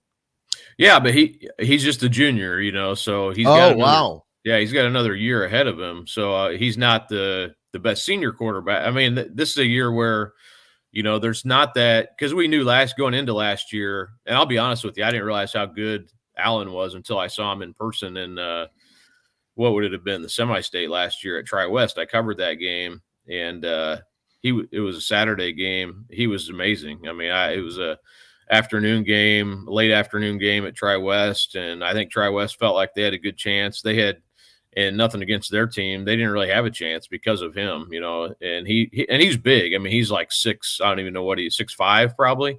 So he looks like a Big Ten quarterback in size and arm strength and everything else. But yeah, I mean, he was clearly the best quarterback. And I think if you are being honest, I think O'Neill's probably the best quarterback overall, I would say. But you got guys who are seniors like Jaden Whitaker at Brownsburg, who I mentioned, got hurt in that HSC game. He's going to Western Illinois. I mean, he's not as highly rated or dynamic, I guess, as some of the guys who are out there who are that highest level of Division I type player. But yeah, I would say, O'Neill probably by all rights is probably the best quarterback, but he has another year left. So that's kind of the qualifier with that. But yeah, I mean, you watch, in Allen, Purdue's got a quarterback in O'Connell who, you watch him, man, he makes every throw that, he's so accurate. It's just amazing how accurate that guy is. And he was a walk-on, he's a six string or whatever. And he's not mobile, but man, he makes throws that are just, incredibly accurate, I would say. Well, you got to be honest. You go to Purdue, man, you're getting talk about Purdue being known as quarterback U back in the day. Well, they've never had a better coaching staff for that, I think, than they do right now with Brian Brom, the former Louisville NFL quarterback and brother of Jeff Brom, former Louisville and NFL quarterback. I mean, that's some pretty good tutelage for any quarterback to go to. No doubt. And, it shows. I mean, it clearly did. I watched a few of their games this year, here and then, not necessarily the entire games, but watched quite a bit of them, and I really, and this is another topic, I guess, but they could really be undefeated right now. And they kind of screwed up the end of a couple of games that were close, Penn State and Syracuse, that, you look back like, man, they're, they could be top 10 right now. And, they haven't necessarily played Ohio State or anybody in Michigan or whatever, but you don't have to all the time in the Big Ten West, at least as it sets up now. So, but yeah, O'Connell's just really good. I mean, I can't imagine that doesn't help Brady Allen to watch that, day in and day out, and just kind of that eventually becomes kind of your culture. And if they can keep Brom there, I think, that'll continue. Yeah, that's going to be the big question too, because I noticed that Scott Satterfield is getting warm. His seat is getting warm. So what's up next for you this weekend? Of course, the playoffs begin for most of Indiana's lead up to through 5A, I believe, right? 4A. Yeah, well, 4A. Yeah, normally, okay, 4A. Yeah, 5A's and 6A are kind of split, so you have lesser games, so they get a week off pretty much. But yeah, 4A on down. There's not, I listed our top 10 Central Indiana games. There's not a ton of big showdown type games, but I'll be at New Pal Mount Vernon, which Mount Vernon was state champion last year. New Pal is the juggernaut that they moved down from 5A. They're technically a 4A enrollment. They're a 4A enrollment. Number school. one in 4A, right? Yeah, they could probably. I mean, they would if you put them in 6A right now. They may win the 6. I mean, I'm not saying that would happen, but they would compete, I would say, with the top 6A teams. So yeah, that'll be. I mean, New Pal beat them pretty handily before, but Mount Vernon defending state champs, so that's sort of a big game. But yeah, it's sort of a little bit of an off week until the 6A and 5A get going, and then we'll have some better matchups, I think, next week in the 4A on down. But yeah, look for that, and then is Gibson Southern 4A? They are 3A. Oh my God! Yeah, they're 3A. They beat New Albany. I'm just looking back. They beat New Albany earlier in the season, 45-7. Yeah, I wouldn't have thought that with Allen. No one would have, I don't think. Yeah. No, and Tanner Boyd's just rolling along. Kyle, I cannot thank you enough, man. Make sure you give him a follow. Kyle Neddenriep with the Indy Star. Keep local papers alive. Be a subscriber. I am. Buddy, I can't thank you enough. You bet. Thanks, Jim. You bet. Kyle Neddenriep from the Indy Star joining us. Make sure you follow his content. He has got it loaded up there for you on the Indy Star. We're back with more, brought to you by Metalworks Brewing Company, a part of WOW and Endeavor. Go to your WOW Club at the Apple App or Google App Store. Join, start earning WOW rewards today. They are a sponsor of Value Athletics as well as Indiana Sports Beat. We're back with the great one, Rick Bozich, after this. We'll be right back to the Golf Club at Eagle Point Studios for more Indiana Sports Beat Radio with Jim Coyle, presented by Endeavor Hospitality Group and Andy Moore Honda of Bloomington. Hey, this is John. Wow, what a beautiful view. I know. Here I am. Look at that. What I need to do. Though. All right, it'll adjust itself eventually. There you go. What do I need to do? It's just the light from behind you. There's not a lot. You'd have to. Is that any better? No. You're fine. That's better. Yeah, you looks gorgeous. Got the fish in the background. Is that a fish? No. Fish Yes. and a cactus plant and my grandson. That's a There you perfect go. background. What a perfect background. How was Not St. as- Simon? It's great. not as good as Love that place. what's his name? He's off to McCullough. Not as good as when we first met with Dylan? Dylan McCullough when he had a Super Bowl trophy on one side and an Oscar on the other. An Emmy on the other. I'm like, that's pretty strong. Oop, there's my Emmy. Yeah, you probably got about 1,000 of them. No, I only got one. Just what? Now, but is that for TV? yeah, that's TV. Okay, well that explains it. Hoosiers are 3-point underdogs only. They are.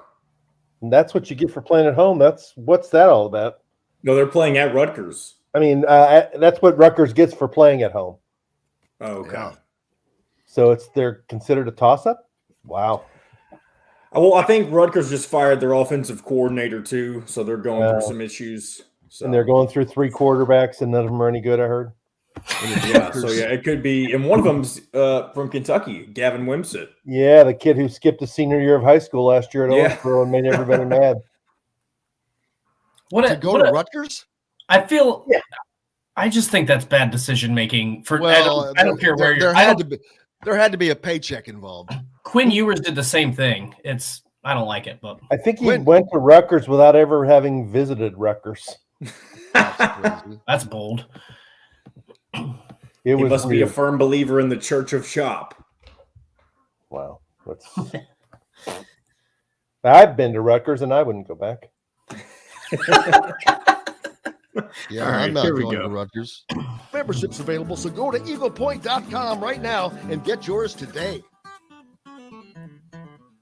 This segment is brought to you by Bubba's 33 in Clarksville. Pizza, burgers, beer.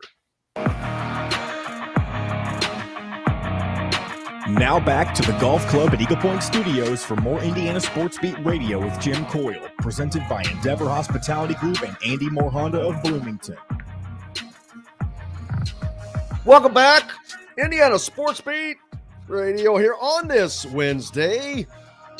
Speaking of the Golf Club at Eagle Point Studios, they have their gold anniversary membership sale going on right now while supplies last. There's a certain number that they are putting out there. A one-time payment of $299 covers your green fees for 2 years, 2 full years, starting this January 1st, all the way through December of 2024. That is a crazy deal. You just have to pay a cart fee, and you can book your tee times a week in advance, starting weekends and holidays after 10 a.m. You cannot beat that anywhere.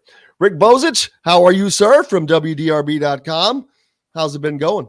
Good. Speaking of the long drive contest, did you see the one that Kyle Schwarber hit last night? Oh, yes. 388. Was that 488? 488, rather. 488 with a 120 mile an hour exit velocity on an 87 mile an hour pitch, Dustin? 87 mile an hour cutter. Yeah, I'm like, okay, so he hit the hardest hit ball I've ever seen in a college baseball game one year at Louisville. I've heard that. I've heard everybody when I was down there. I was not there for that game, but I always hear people point out where it landed. I mean, was it like 500 feet? It had to be. It was out by the railroad tracks, man. He just crushed that ball. Yeah, Louisville's baseball stadium sits kind of behind the Papa John's Cardinal Stadium, but there's a set of railroad tracks that runs between them, which is kind of funny. But every time you go there's where Schwarber hit that ball. They should put a plaque out there. They really should. I mean, I'll mention that to Dan McDonald. I don't know. He's going for his second World Series ring. Doesn't have to be an IU thing. It could just be Major League. Most famous players who's ever played in the stadium. Yeah, I mean, Major League. There you go. Two-time World Series. It could be two-time World Series champion. Could be. That's definitely the it team right now. They're the hot team. Well, are they? I mean, I know that they beat San Diego last night, but San Diego was looking pretty good. But they did get by Darvish last night, that's a huge thing. Yeah, I think the Phillies are a little bit hotter, aren't they? Like 6-1 so far, and the Padres lost 1 to the Mets, I believe, and they lost 1 to the Dodgers. So now this one, they've lost 3 games. So it can go either way in a 7-game series. A long way to go, but tonight with Nola on the mound, if they can win 2 in San Diego, they're in great shape. Oh yeah, they would be. I wonder how much money could have been won prior to just the baseball playoffs if you would have selected Philadelphia to be playing San Diego in the NLCS. That was some long odds because you had 3, not 1, not 2, but 3 100-win teams, including the Dodgers, who absolutely smoked the league. I don't remember how many they ended up winning, 112 or 19, whatever the hell it was. A bunch. They had the Padres were like 22 games back. That would be another thing, record. If the Padres can win, there's the furthest back in history a team was in their division, and then to win, to play in a World Series, that would be mind-boggling. Yeah, it's quite a contrast. In the National League, obviously 2 wild card teams have advanced, and in the American League, the 2 best teams have advanced. So we'll see. The Dodgers won 111, thanks Edward Briggs. But when the National League Series ended, everybody was squawking about maybe this new playoff format's not good, and it's unfair to the teams. Had to sit out in the first round because they got stale by resting for a few days. And now in the American League, it didn't turn out that way. So as a local radio host by the name of Bob Belvano says, let the cake bake. See how it turns out. I initially thought that too, and this was me, Sour Grapes Braves fan. About bandwagon Braves fan. Whatever. Okay, we'll move on from that. But the point is, I think the only one that may be surprising is the Dodgers, because if you look, the last 4 or 5 series outside of the Braves sweeping the Mets, they weren't playing good baseball. They had tied with the Phillies. They got beaten the Marlins series. They got beat.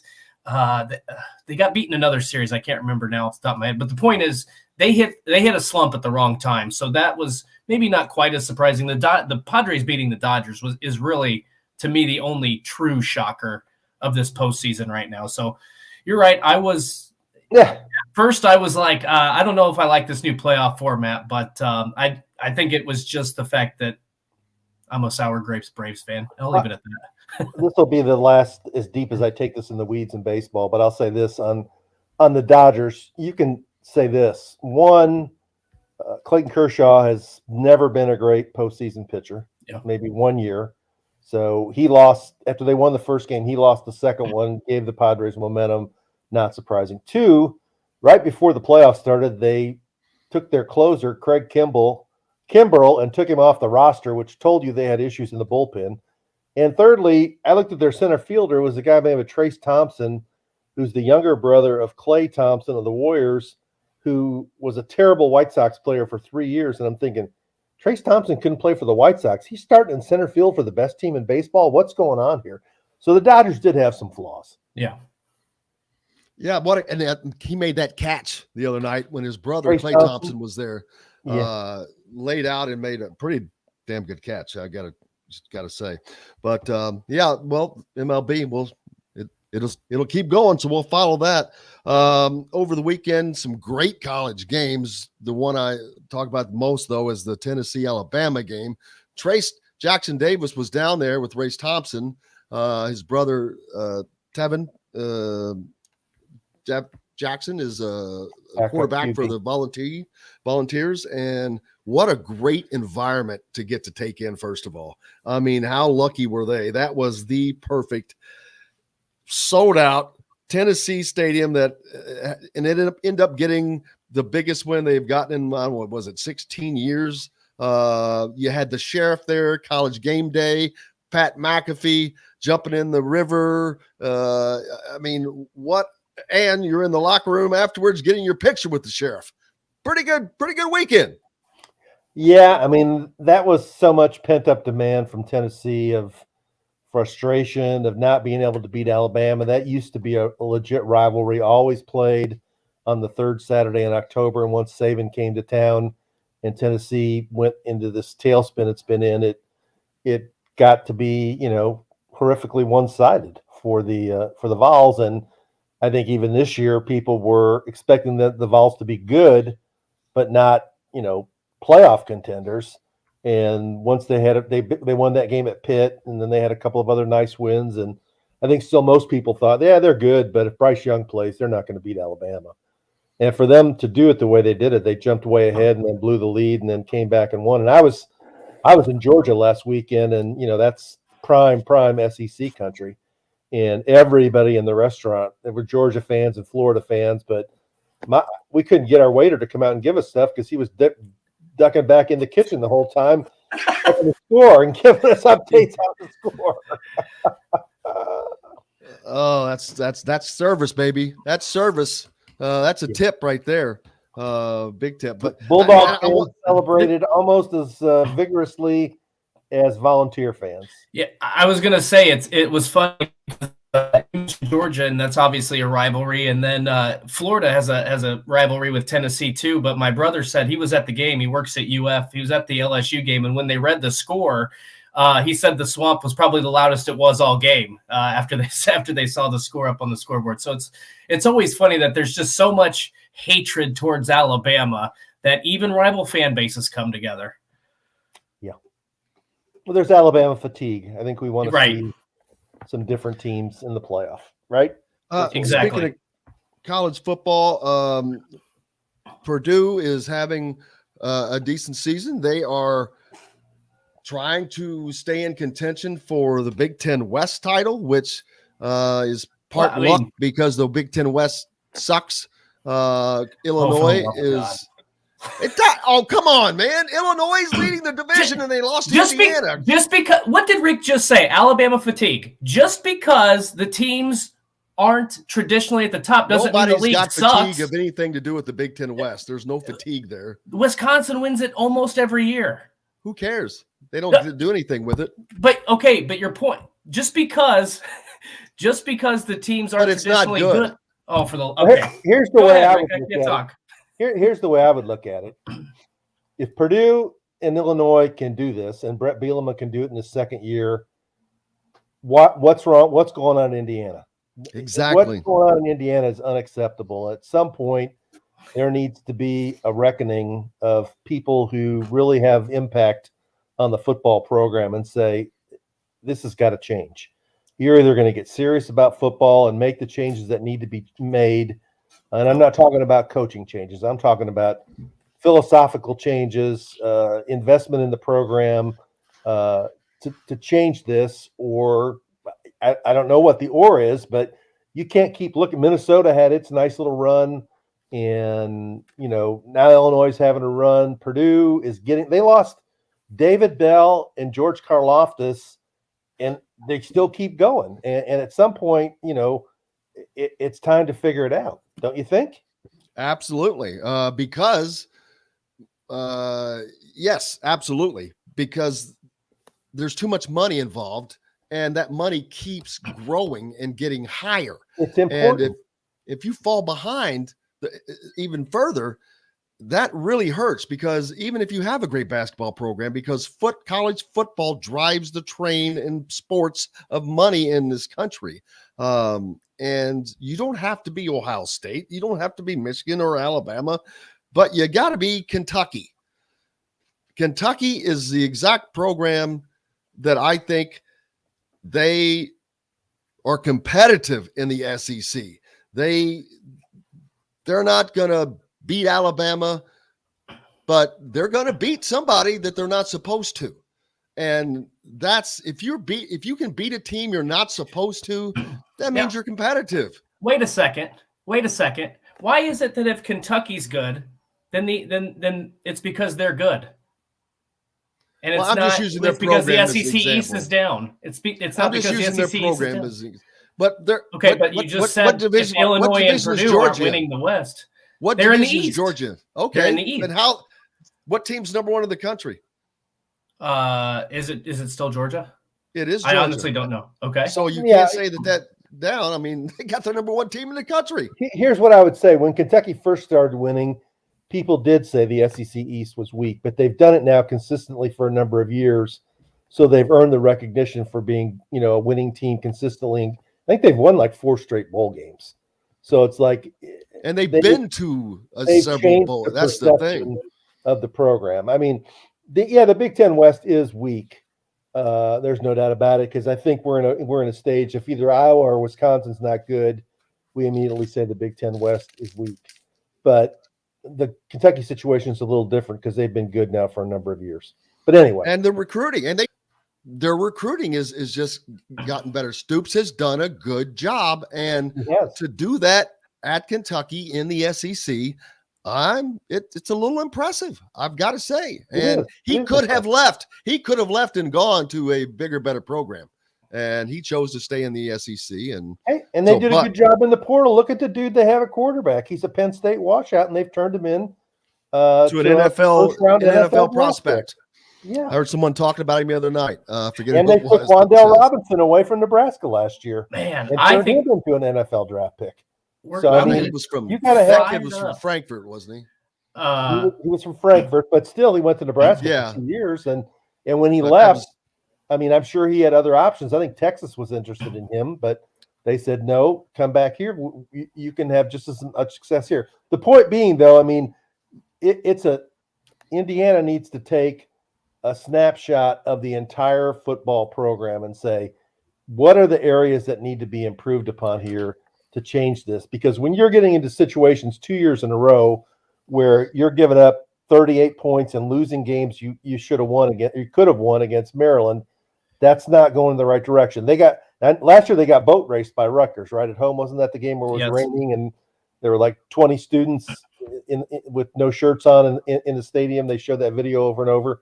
So they're a 3-point underdog at Rutgers, which means Vegas basically views the game as even. They need to go in there and win this game, because if they don't win this game, they're going to end up losing out again, 2 back-to-back seasons. I mean, you have zero momentum if that happens. Zero. One of the things, and that will kill recruiting after having such a great recruiting momentum. Well, not only that, here's one of the things, Rick, that I think needs to change, and it is directly tied with the staff. And I still think Tom Allen is the right guy for the job. You got to make some staff adjustments. You cannot have Jack Tuttle still be on this football team. Right. That's a terrible message to send to your current players. No. You mean now after he's? Yes. No. I disagree because it's not. You cannot have him on the football team. Listen, okay. I heard you. I'm going to tell you why I disagree. He's a positive impact. He's a team player. He's 1 foot out the door. You cannot have him. And what happens if something happens to Connor Bazelak and he goes into the game? That sends a terrible message then to Dexter Williams and to anybody else on that roster. This guy, I'm not saying he's giving up on him, but you cannot say, look, a few years ago, Brandon Peters hit the transfer portal, and Jim Harbaugh allowed Brandon Peters to continue to use those facilities, and that was a good partnership or a good compromise. He said, you're not going to be part of the team, but you can still use our facilities, work out, we'll still support you. I have no problem with Tom Allen supporting Jack Tuttle as a person, helping him get to the next destination. If you have a guy who is like, I'm out after this year, and he steps on that field to play minutes, you're taking snaps away from somebody else. That, to me, that's a bad message to send. On a personal level, I don't care. But from a team mentality standpoint, you're playing somebody that has given up on us, basically. I don't think that's a good message. Let's hear your rebuttal, Jim. I disagree that he's given up on anything, but the thing he's not given up on is playing. He wants to play, and he does not see a path to play here next year because Connor Bazelak will be here again next year. He's already lost out to him. He will lose out to him again. He knows that. So he is going to find a different offensive, different scheme that he fits into better, where he can use his last year of eligibility to play. There's no ill will. I think that if he had to come into a game, he would try his hardest to win. Now, is Dexter Williams there? Are they equal? If they are, then yes, play Dexter Williams instead because he's going to be here. But if I'm going to put in my best, if Bazelak were to go down, I'm going to put in the best option. If that's Jack Tuttle, then it's Jack Tuttle. If it's Dexter Williams, I'll put in Dexter Williams. But I don't think if there was ill will, if he was bitching and moaning, that's not the case. He loves the team. He loves Tom Allen. There is a bond there. So that is why, if I didn't know that stuff, I maybe might agree with you. But because I do know that, I disagree because he is not going to do anything to hurt the program. So now we got Rick. I got 4 questions. One is, why, if you're going to do that, then why did he have to announce it now? That was my first question. Yes. Okay. Secondly, if Bazelak gets hurt and Tuttle does go in and he plays great in Indiana, he leads Indiana to 2 or 3 wins, then why would he leave? Why wouldn't he stay and still be the quarterback? Thirdly, if Bazelak gets hurt and you got to bring a guy in, don't you have to bring in Dexter Williams to be the quarterback? Why would you give any snaps to a guy that's going to leave at the end of the season? And fourthly, what about if there are other guys on the team who say, I'm not going to be here next year, but I still want to be here and I want to play? And what if you have 4 or 5 other guys say that? I mean, I don't know. I agree with Dustin. It's like, if you want to still work out here, that's fine. But you're not on the team. You're not going to practice. You're not playing. You've decided you're going to go elsewhere, and that begins right now. Yeah, if Dexter Williams is ready to be that second guy, then by all means put him in. But if he's not, I don't think you want the drop off. You want to do everything you can to win. That's the only reason I would play him ahead of. I don't know where they are as far as the difference between the 2 and the 3 spot. You want to win. I agree. Sure think he is ready by now. I don't know. Dexter Williams is going to probably give you something different. I don't think this is going to sound bad, and I don't mean to pour on the kid because he's a good kid. He's worked hard. He's stayed true to Indiana up until this point.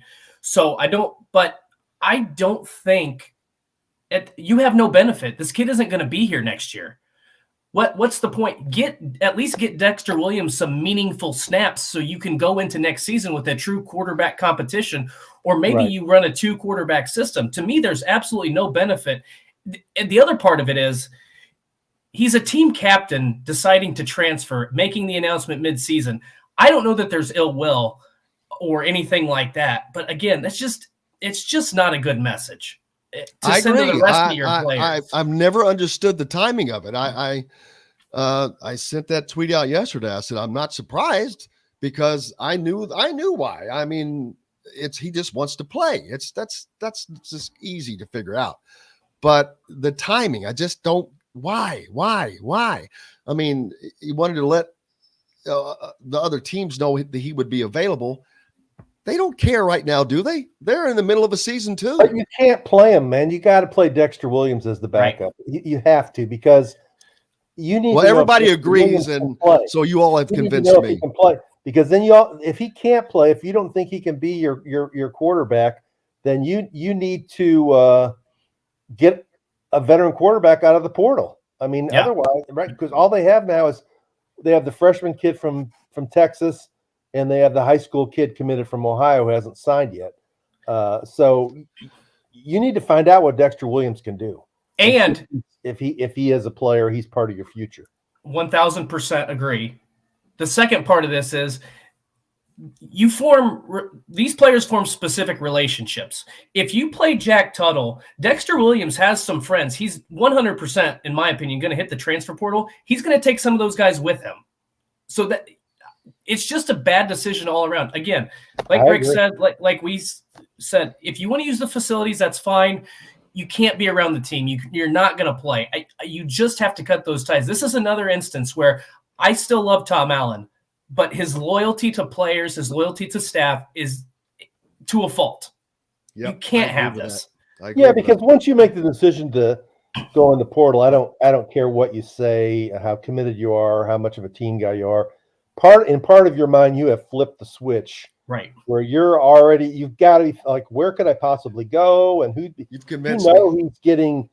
If there are any schools at all who are really interested in him, he's already getting hit up by assistant coaches there saying, we might have a spot for you here. Think about here. We need this, we need that, or we can help you. It sounds like he might want to become a coach, because didn't Alan make a comment of he'd make a great coach someday? So, I mean, maybe he wants to go back home to California and play somewhere in San Diego State or whatever in that area. But there's just, once you decide like if people get ready to change jobs, they got 2-week period and you're gone, and in your mind you're already thinking about where am I going to live and where am I moving to, and I just think I don't like the decision being handled. You've convinced me. You guys have convinced me. It's like a defensive coordinator or offensive coordinator getting a head coaching job but staying for the bowl game. Yep. And the team being ill prepared. We've seen that happen here recently. Basketball just around the corner, Rick. It's was it November 7th? Indiana's first game, I think. Gee whiz, it's here.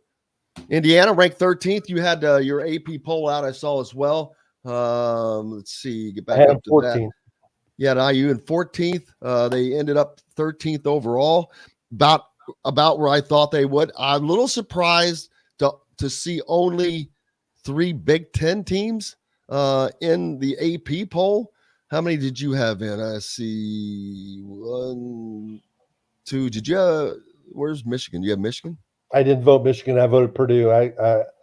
I know there's a lot of questions about Purdue, as there I think they should be in. Cards, but Matt Painter usually he's earned the benefit of the doubt, and I think Edey and Gillis and Brandon Newman and First and Kaufman Wren give him enough talent to start him out in the top 25. When you get to the last 4 or 5 teams, it's a revolving door all season anyway. So I'm going to go with Matt Painter over the.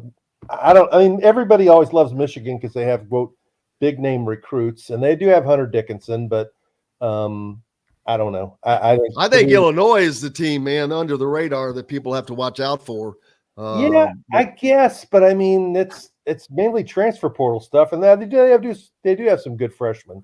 I know that much, but I'm not convinced how good this Sky Clark guy is. He missed most of his senior year last year with an injury, and then he was committed to Kentucky, and he decommitted, and UK didn't seem too perturbed when he left. So we'll see if he's as good as some people say he is. We'll see. Freshman point guards, and I know Hood-Schifino is a freshman point guard, but freshman point guard in the Big Ten, you've really got to be exceptional to have an impact.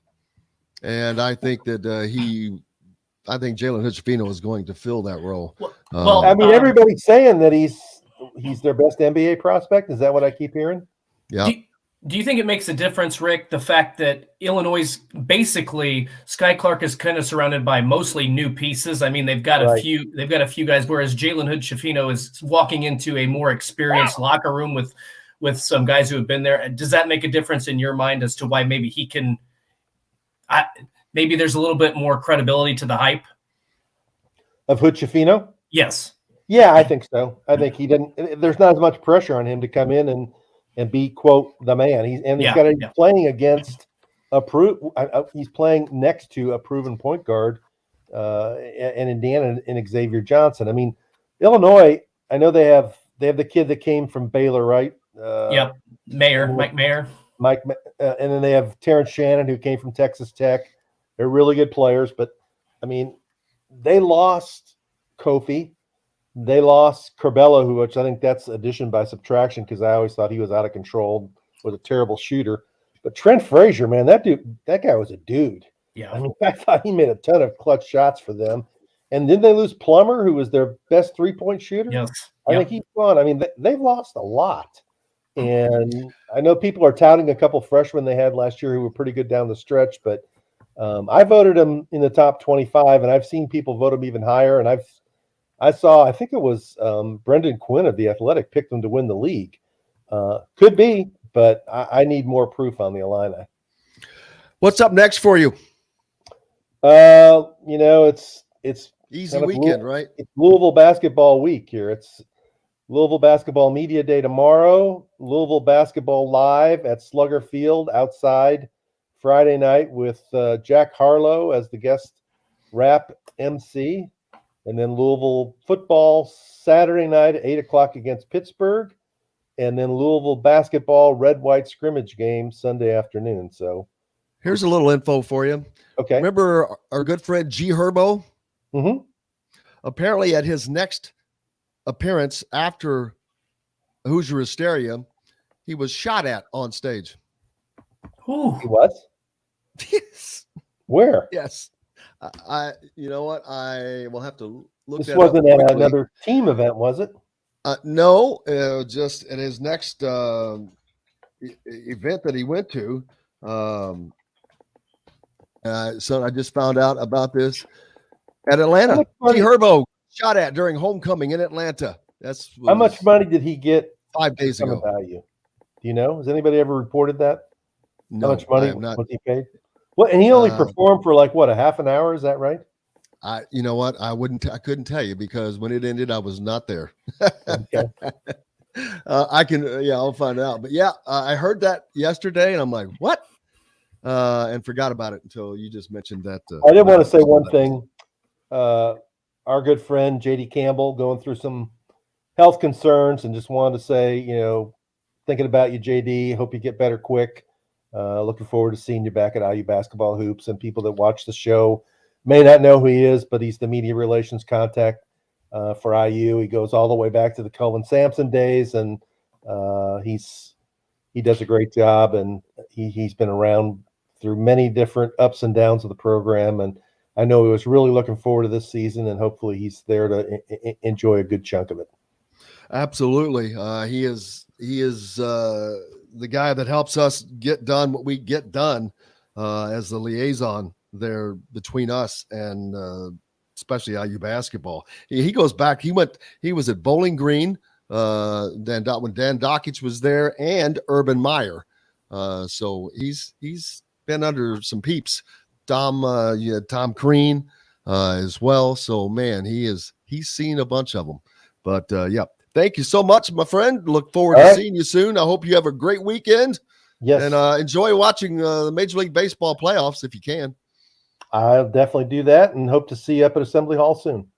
Absolutely. The great Rick Bozich from WDRB.com. Make sure you give him a follow and keep up with all the content that he puts out. It is totally coverage of college sports.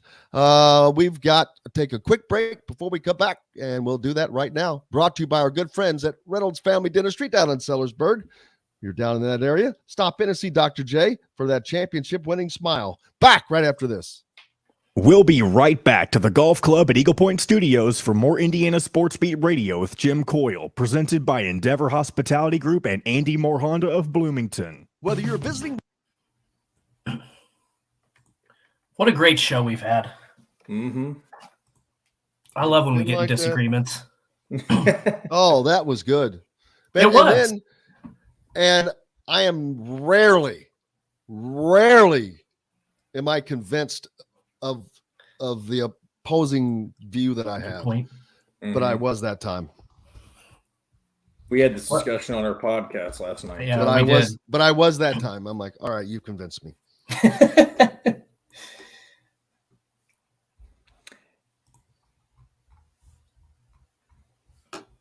It's almost like, and this was probably, there's no other way for this to come off other than bad, I guess. But I almost feel like Tom Allen's just afraid of offending people that he can't, does that make sense? That's the loyal. That's what loyalty to a fault is. Right. Yeah. Yeah. He, man, it's just not good. Like I said, personally, I don't have a problem with it, but from the rest of the team standpoint, it's just not a good idea. Well, everybody has their own weaknesses, and that's just his weakness. But that's a pretty big weakness to have in college football. Well, and he may find out that he's not cut out for it if he isn't able to get past this. So who knows? Yeah, that's true. Which is too bad. I think he is the right guy for Indiana. I think he's all right. A good coach, a good dude, but he still has learning to do, and that has to involve becoming a little. Jim, harder. I know I don't mean to. I know how to cut clips. How often why'd you send me clip topic? That is just a suggestion. Okay. So that's why the question. Already on it. That's why the question mark I put there, to try to cover both of those bases. Like for yesterday with Dustin DePirac, I wouldn't have used that clip just because we didn't have anything else. Monday just wasn't a good period. What was on the backside? What did we talk about on the backside? You didn't have enough time with anything because you had to let him go. Then what about the first segment? What did we talk about? That was the first segment. The baseball. Well, that clip was only 10 minutes long. Was it only 10 minutes long? Yeah. I think it's because you were so back and forth about other things that I had to narrow it down to one thing. You didn't really stay with one specific situation there. That's why I like whenever you take breaks with people you have on for 2 segments, because I can find the good stuff easier. Like with Rick Bozich, if he would have done basketball during that 10-10 to whatever section, it would have been a lot. Well, that's why we did talk about it at the end. Here we go. I ran us past the break. Here we go. Hello. Welcome back. Now back to the golf club at Eagle Point Studios for more Indiana Sports Beat Radio with Jim Coyle, presented by Endeavor Hospitality Group and Andy Moore Honda of Bloomington. Welcome back, Indiana Sports Beat Radio here on this Wednesday. Hump Day, baby. What a great show it has been. Dustin pointed out. Dustin Schutte here as always, co-hosting with me from outsider.com. Make sure you go there, check out. What did I hear you talk about earlier? You have Outsider cigars? I do not. Outsider does have cigars. So go down if you love a good cigar, outsider.com. Why are we not being sent some of this for promotion stuff? You need to suggest this that, hey, there's this show I'm on that gets it's a radio show, but it gets 1 million YouTube viewers. Maybe you should send us some cigars, Pat, something. I can send you some coffee. We have Outsider coffee. That's what I heard you talking about. Yes, you heard me talking about coffee. I'm gonna send you and John some coffee here in the next. Is it flavored? Couple weeks. No. Wait. What do you mean by flavored? I bought new coffee because I was out. It was caramel truffle. No, it's not that. This is the good stuff. Let me tell you something. And I'm not usually a promo guy, but this coffee I usually can't drink coffee on an empty stomach. It gives me the jitters, gives me the shakes. This coffee does not do that. We don't have time, delightful. John, to run those clips, do we? Yeah, let's save it for tomorrow. Sorry. Do we have time for any of them? No, because we've only got a minute and a half. That answers that question. I was going to run a couple clips for you, and I did not get to ask daggone it, Rick, about Jeff Brom, with Satterfield being on a warm seat, not a hot seat. That's an interesting question because I don't know that Louisville can pay. The Big Ten is about to cash in. And I'm going to say something really quick. He is definitely on a hot seat, not a warm seat. There was talk of him being fired after the Virginia game if he didn't win that one. He obviously won that game handily, but Louisville fans are ready to move on from him. It's not a warm seat. How much would that cost after spending $14 million to get rid of Bobby Petrino, though? How much? Well, I'm not saying that they would be able to pull somebody like Jeff Brom from Purdue, but they don't want Scott Satterfield. That's not what I'm saying. What's the buyout? It's not just easy firing a coach if it's another $15 million. When you've already paid a few years right before this guy, you paid $14 million to get rid of the previous coach. It could be a situation like Indiana had with the donor for Archie Miller. I mean, who knows? Well, like I said, it depends on what the buyout is. But man, what another great day! Cannot thank everybody enough. Of course, the incomparable Bob Kravitz from The Athletic. Make sure you give him a follow as well. Kyle Neddenriep from the Indy Star, of course. Rick Bozich from WDRB.com. Man, that's an all-star lineup. Dustin Schutte from Outsider.com is always with us. And John, the producer, mining the field as Dustin tears his studio. Most importantly, you guys. Without you, we've got no reason to be here. But we're going to be back tomorrow. Looking forward to it and the rest of the week as the week rolls on. And we're closer and closer to basketball as well. But stop posting stuff about screw football. It's on the basketball. Be supportive, man.